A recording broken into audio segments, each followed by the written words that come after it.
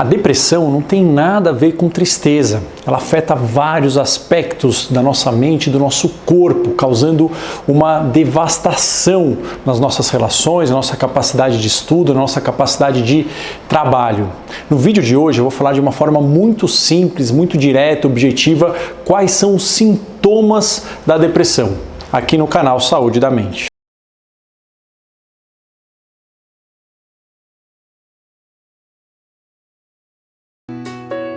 Olá, sou Marco Antônio Abud, médico psiquiatra pela Universidade de São Paulo e fundador aqui do canal Saúde da Mente. Hoje eu vou falar sobre quais são os sintomas da depressão, o humor, os nossos pensamentos, o nosso físico, né?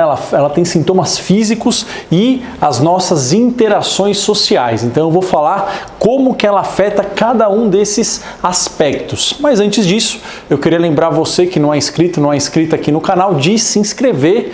E você que já é inscrito, que já é inscrita, de ligar aqui o sininho de notificação para receber as notícias, né? Receber os avisos de quando tem vídeo novo aqui no canal. São 2 vídeos por semana, tirando as lives que eu faço normalmente aos fins de semana, às vezes durante a semana, comentando vários assuntos da atualidade, sempre sob a perspectiva da nossa saúde mental, falando também de quadros de depressão, de ansiedade, de compulsões, de toque, quadros de transtorno de pânico, de dependência química e dando dicas de como nós podemos melhorar o nosso funcionamento mental para termos uma performance melhor, umas melhores relações com as pessoas que são importantes na nossa vida. Bom, vamos lá então. O primeiro aspecto que a depressão ela atinge é o humor, né? De que forma ela atinge o humor? Então, a depressão, obviamente, ela dá sintomas de tristeza.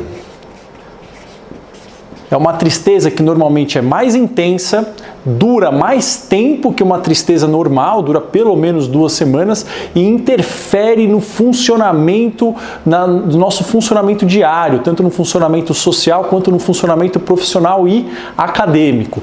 Então, ela leva a tristeza, só que o principal sintoma de humor não é a tristeza, é uma diminuição do prazer nas atividades.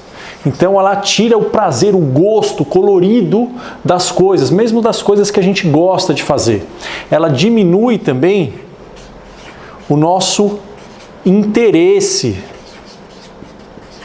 a nossa vontade de fazer as coisas. Às vezes a gente já está até sentindo prazer, só que a gente não tem vontade, a gente não tem interesse em se envolver com atividades que antes a gente achava interessante. A depressão, ela pode ou não, é comum que aconteça, mas não é obrigatório. Também sintomas de ansiedade, de medo, a gente ficar mais sensível a ameaças, deixar a gente com crises de ansiedade, crises de medo intensas. Não é necessário isso, mas é muito comum que venham sintomas de ansiedade.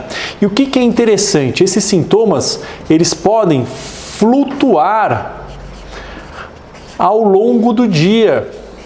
Ou seja, a pessoa ela não precisa estar sentindo isso o tempo todo, durante todo o dia. É comum, principalmente em casos mais graves de depressão, que exista uma flutuação que a gente chama circadiana, ou seja, de manhã os sintomas serem piores e aí ir entardecendo, chegar à noite e os sintomas melhorarem. Então essa variação circadiana dos sintomas pode acontecer, é normal, isso não quer dizer que a pessoa não está deprimida, ok? Então tristeza, diminuição de prazer, diminuição de interesse e possivelmente ansiedade, ok? Pensamentos, como que ela interfere nos nossos pensamentos? Costumam vir muitos pensamentos de autocrítica. Começamos a ficar muito duros conosco, pensamentos de eu sou um fracasso, eu não sou útil, eu sou inútil, eu não faço nada certo. Esses pensamentos costumam ficar frequentes no quadro depressivo. O que mais? Um pensamento muito comum é um pensamento de culpa. Culpa por coisas, às vezes, que não estão nem sob nossa responsabilidade. Em casos graves, isso pode acontecer, a gente se sentir culpado por coisas totalmente estranhas à nossa pessoa.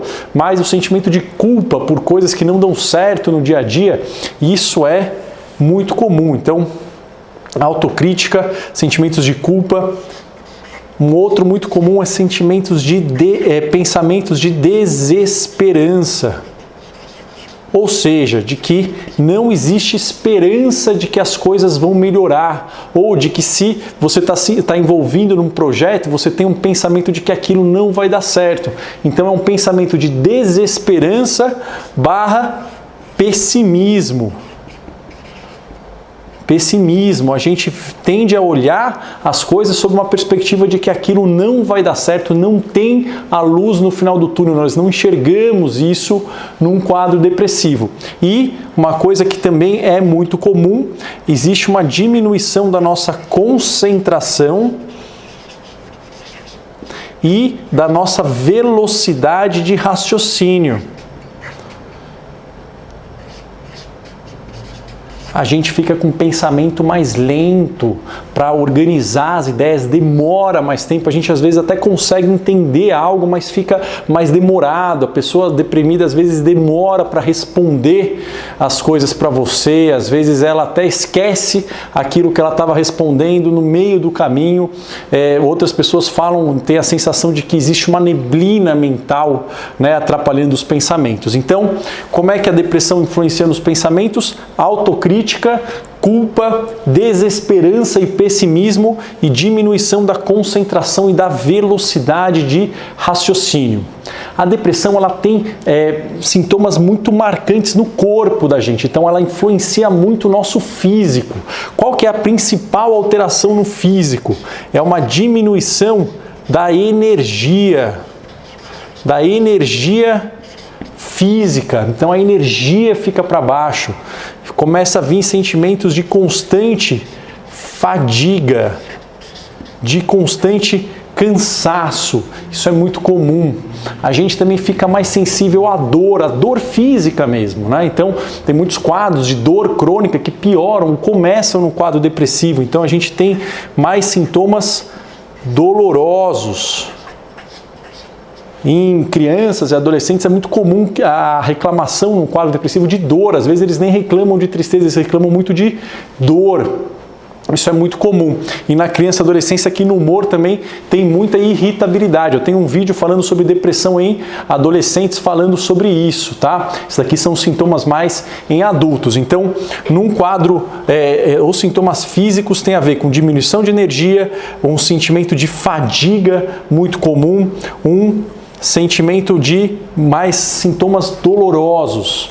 Que mais que a depressão ela impacta no nosso físico? É comum no quadro depressivo a gente ter alterações de sono, tanto para mais quanto para menos. A mais comum é uma insônia terminal, da gente conseguir pegar no sono, só que acordar antes do horário previsto, não conseguir dormir mais e ficar imerso em pensamentos e sentimentos muito negativos. Mas pode ser qualquer alteração de sono, insônia inicial, insônia intermediária no meio da noite, pode ser uma hipersonia, pode ter um aumento da sonolência, principalmente em depressões bipolares, essa hipersonia é vista. Existem alterações de apetite, tanto para mais quanto para menos. Então, mais comum, mais clássico, é uma diminuição de apetite devido a uma diminuição no prazer da comida. Parece que o gosto da comida se perde. Alguns pacientes falam que parece que uma bola aqui que não deixa eles engolirem os alimentos. E muitos quadros depressivos vêm com uma perda de peso muito importante. Mas tem alguns quadros de depressões atípicas onde tem, pelo contrário, um aumento importante de apetite, principalmente em depressões bipolares. Isso pode acontecer também. E por último, é muito comum no quadro depressivo uma diminuição de libido, de interesse sexual. Isso é muito comum, às vezes essa é a principal queixa que a pessoa chega no consultório, né, devido a uma diminuição de libido, e a gente vai ver, tem esses outros sintomas aqui e a gente acaba fazendo o diagnóstico de um quadro depressivo. Então esses daqui, diminuição de energia, fadiga, cansaço, sintomas dolorosos, alteração de sono, alteração de apetite, diminuição de libido são os sintomas físicos mais comuns na depressão. E, por último, a depressão, ela interfere nas nossas interações sociais. O que acontece? Normalmente a pessoa começa a ficar mais insatisfeita com os próprios relacionamentos. Ela começa a não valorizar mais os relacionamentos ou a criticar os relacionamentos, sentir que eles não estão mais muito prazerosos, até porque ela não está sentindo prazer na maioria das atividades. Por isso que eu sempre oriento meus pacientes, não tome nenhuma atitude drástica, definitiva sobre o seu relacionamento enquanto você não melhorar da depressão. Por quê? Porque a sua satisfação com os relacionamentos está diminuída.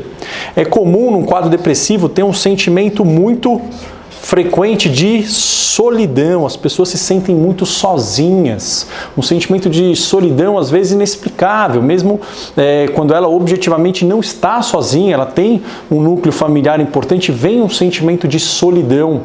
Só que a pessoa ela não tem vontade ou ela não tem forças para interagir. Então, apesar dela se sentir sozinha, sentir satisfeita, ela começa a recusar convites, a se afastar das pessoas, a se isolar ainda mais, porque apesar dela se sentir sozinha, ela não tem uma vontade, uma motivação, não tem força para ter uma interação social, até porque o pensamento dela está lento, porque o prazer dela também está diminuído e porque ela tem sentimentos de autocrítica e de culpa, ela não se acha interessante. Então existe essa alteração social importante. Muitas vezes essas pessoas são julgadas pelos outros quando elas se distanciam, elas são julgadas como egoístas ou mal educadas ou pessoas que não têm consideração pelos outros, quando na verdade elas podem estar num quadro depressivo, né? Um evento aí recente que eu fiquei sabendo por alto, né? Eu acho que todos ficaram, né? Da depressão do youtuber do Whindersson Nunes, onde ele teve um afastamento tanto das publicações no YouTube quanto de convites e interações sociais que ele costumava fazer, e ele foi julgado por isso. Isso é muito comum no quadro depressivo, isso foge do controle da pessoa. Ok? Bom, queria passar para vocês de uma forma muito clara para que você possa identificar isso em você se você estiver passando por um quadro depressivo, ou que você possa identificar, compreender, entender isso em algum familiar, algum amigo, alguém que você conhece que possa estar passando por um quadro desse. Lembrando que o diagnóstico de um quadro depressivo ele só pode ser feito mediante uma consulta médica, de preferência uma consulta com um especialista, no caso um psiquiatra que tenha experiência no tratamento, no diagnóstico e no tratamento de transtornos de humor, ok? Bom, se vocês gostaram do vídeo, deixa aqui o seu like, comentem aqui abaixo sobre se vocês têm esses sintomas, se vocês sentem coisas diferentes, se vocês já tiveram um quadro parecido com esse ou não, se vocês conhecem alguém que está passando, que já passou por essa experiência, e compartilhe esse vídeo com pessoas que vocês acham que podem se beneficiar com esse conhecimento. Eu vou ficando por aqui e nós nos vemos no nosso próximo vídeo e nas lives aqui no canal. Um forte abraço e até lá. Tchau, tchau.